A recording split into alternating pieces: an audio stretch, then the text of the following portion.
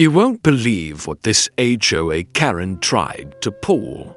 She reported my boat, having absolutely no idea that I actually own the entire lake it's floating on. It all started when I bought my dream house, a quiet spot right on a beautiful, serene lake. I moved here for peace and quiet, a place to escape the noise. I have a small boat, nothing fancy, just for cruising around on the water.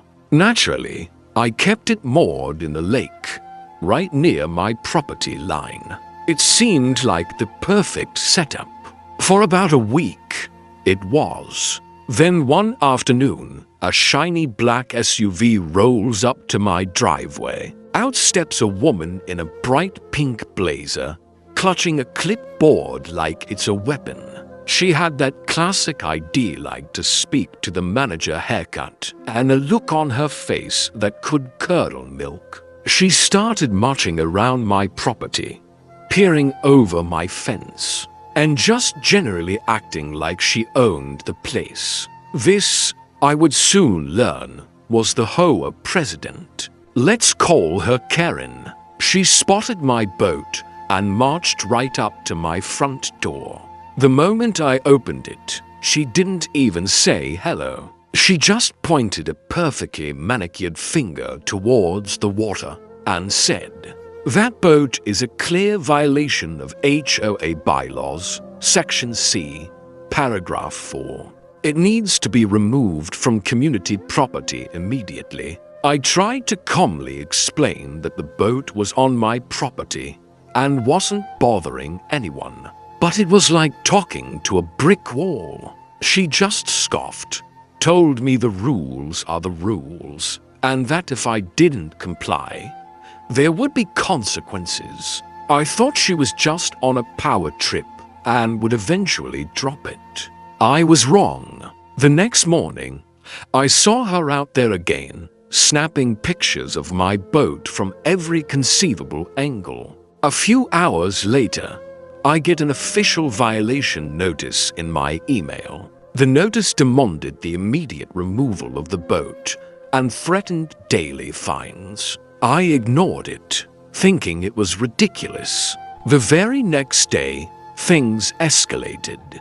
I heard a knock on my door, and this time, it wasn't Karen. It was to police officers. And guess who was standing behind them with a smug, triumphant grin on her face? You got it. Karen, in her pink blazer, clipboard at the ready. She proudly told the officers that I was refusing to follow community rules and was illegally mooring a vessel on HOA property. She looked so confident, like she had already won.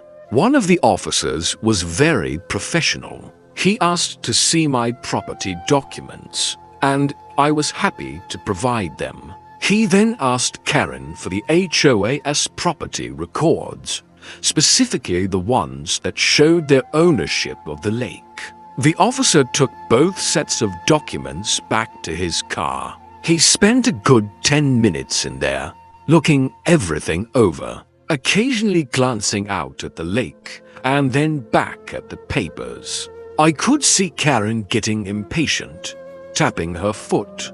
Finally, the officer got out of his car and walked back over. He looked at Karen, then at me.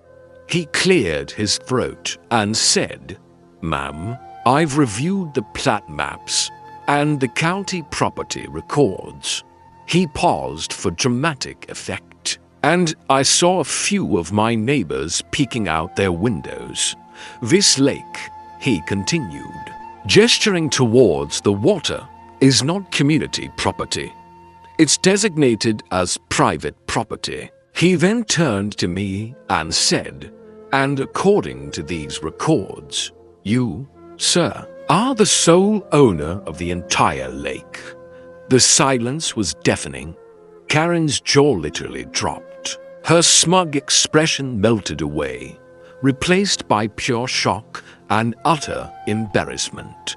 The pink in her blazer suddenly seemed to clash with the deep red flush that was crawling up her neck.